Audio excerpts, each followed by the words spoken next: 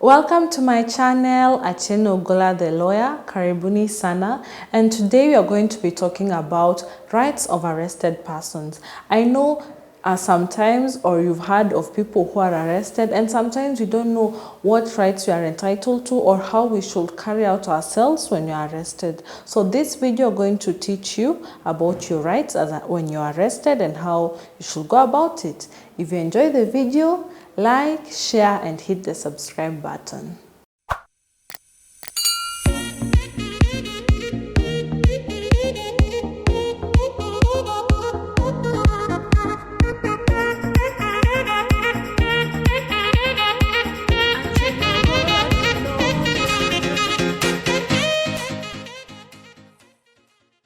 So as I've said, we are going to be talking about the rights of the arrested persons.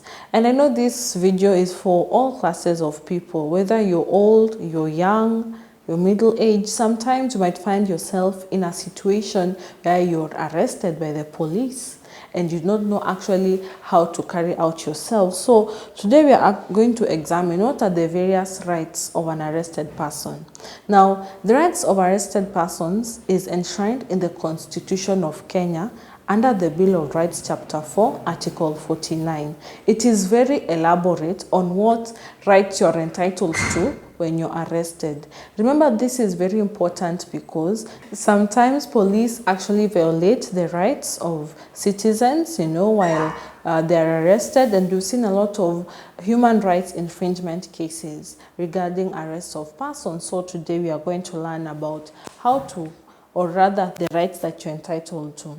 So the first thing is that as an arrested person, you're entitled to be informed promptly in the language that you understand, or first of all, the reason for your arrest, the right to remain silent, and the consequences of not remaining silent. This is very important because sometimes when you're arrested by the police, maybe you're not informed of the reason of your arrest.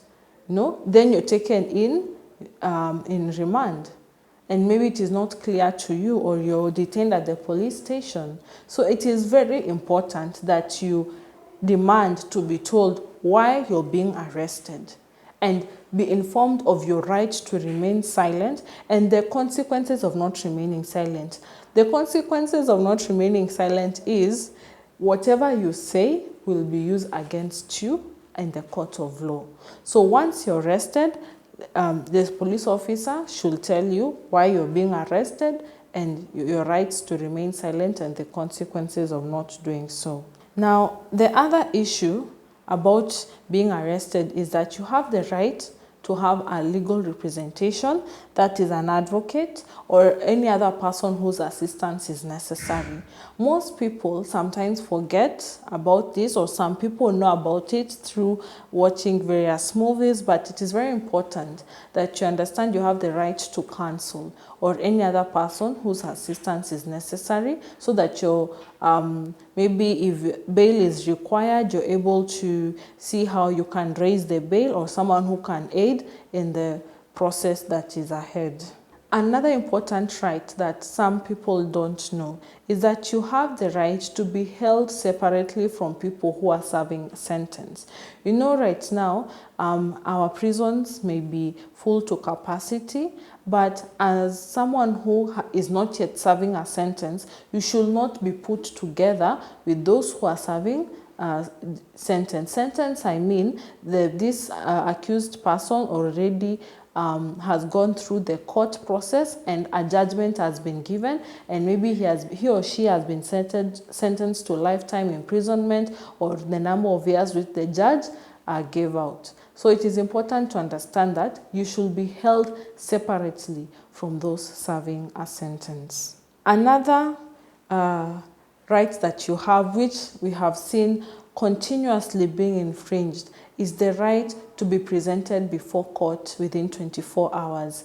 We know of the famous Kamata Fridays, where sometimes you're arrested on a Friday evening and you're forced to stay within the police station or within the station for more than the time that actually is stipulated by the Constitution. Because the alternative is, if within 24 hours you're not presented before court, then the end of the next court day, if the following day falls out within the ordinary court hours. So it is important to understand that once you're arrested, you should be presented before court within 24 hours.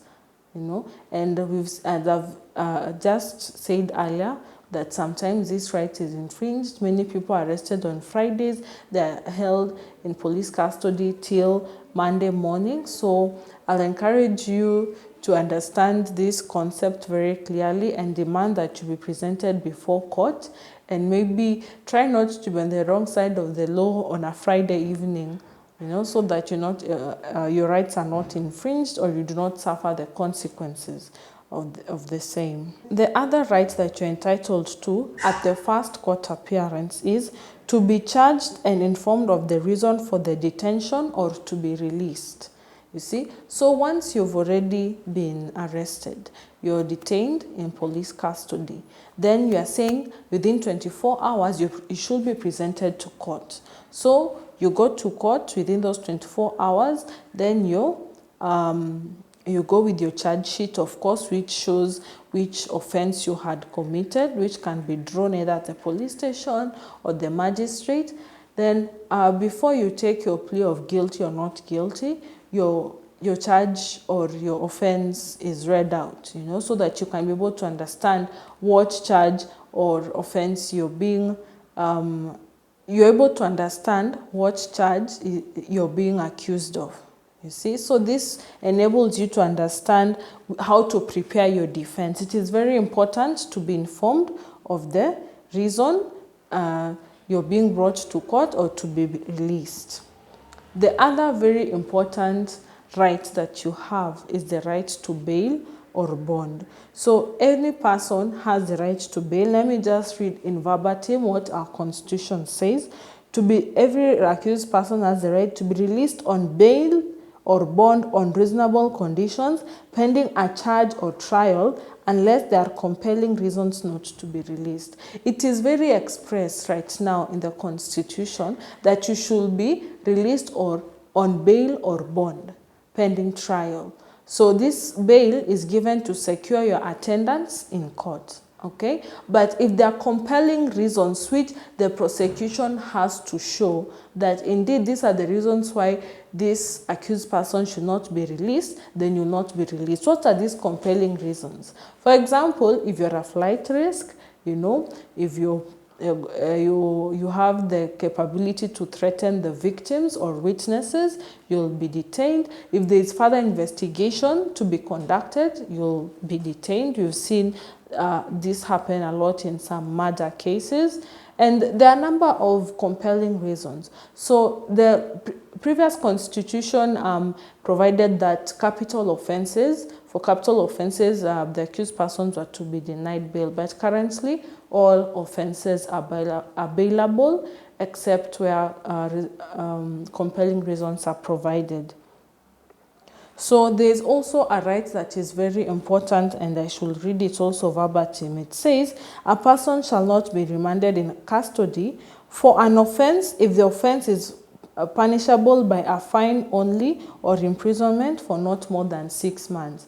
We understand there are different types of offenses provided for in the penal code. So there are offenses which you can just pay a fine, like for example, traffic offenses, maybe offenses relating to public order like drunkenness, or being disorderly. Those are offenses which you should not be detained for. You should actually pay your fine and you're released. Okay, so it's important to understand also the types of offenses which you can most likely be put in remand for, and offenses that you should be released for.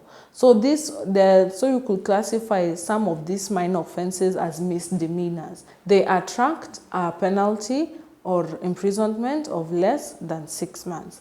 Now, as you examine all these rights of an arrested person, it is important that you note that these rights are absolute, but there are certain, let me say, modifications to them, or certain circumstances where they may be limited. We've talked about issues regarding compelling reasons. So whenever you find yourself on the wrong side of the law, please remember you have rights, and they are expressly provided for in the Constitution of Kenya, which is the supreme law of the land.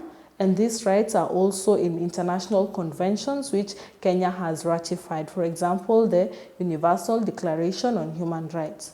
So be vigilant as we continue living, and be aware of your rights.